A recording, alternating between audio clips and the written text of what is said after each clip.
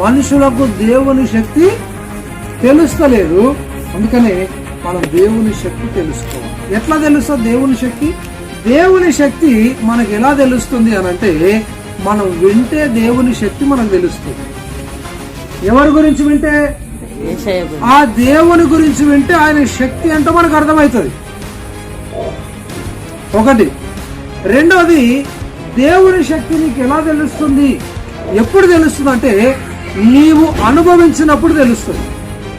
రెండోది, దేవుని శక్తి నీకు ఎప్పుడు తెలుస్తుంది, ఎలా తెలుస్తుంది అంటే, మూడోది, నువ్వు ఇది చదివినప్పుడు నీకు తెలుస్తుంది.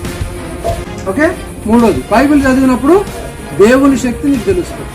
నాలుగోది, దేవుని శక్తి నీకు ఎప్పుడు తెలుస్తుంది అనంటే, నీవు ప్రార్థనలో గడిపినప్పుడు, నీవు ఆయనతో సహవాసం కలిగి ఉన్నప్పుడు ఆయన శక్తి నీకు తెలుస్తుంది.